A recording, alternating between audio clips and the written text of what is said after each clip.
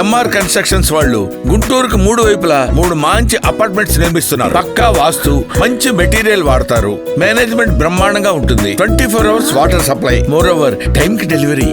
MR constructions మీ ఇంటిని అందంగా నిర్మిస్తాం. అధ్యక్ష 2016లో ఈ ప్రైవేట్ యూనివర్సిటీస్ చట్టం తీసుకొస్తాం జరిగింది. గత ప్రభుత్వం దీనికి 5 సవరణలు చేసింది అధ్యక్ష.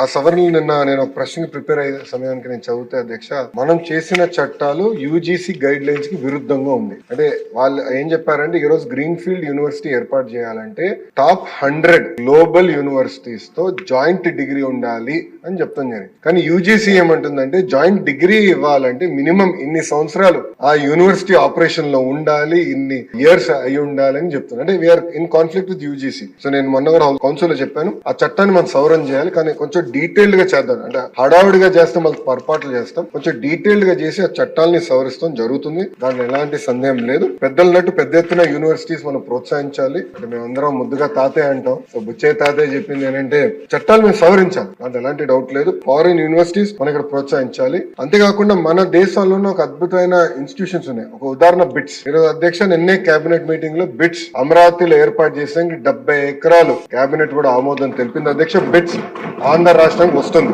అంతేకాకుండా అధ్యక్ష టాటా గ్రూప్, ఎల్ఎన్టీ, ఐఐటి మెడ్రాస్, ప్రత్యేకంగా యూనివర్సిటీ ఆఫ్ టోక్యో తో కలిసి డీప్ టెక్ యూనివర్సిటీ, అంటే నెక్స్ట్ జనరేషన్ ఏఐ ఎంఎల్ కాకుండా నెక్స్ట్ జనరేషన్ యూనివర్సిటీ ఏర్పాటు చేయాలి.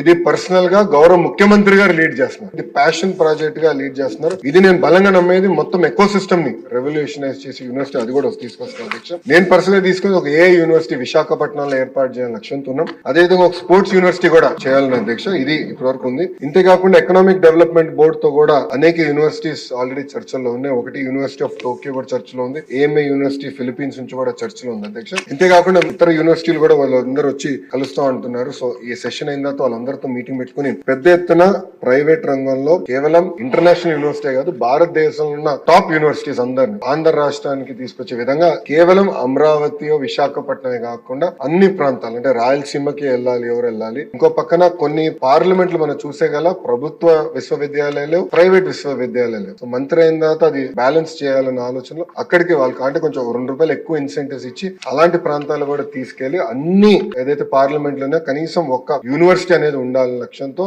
మన కూటమి ప్రభుత్వం పనిచేస్తుందని గౌరవ సభ్యులు తెలుపుకుంటూ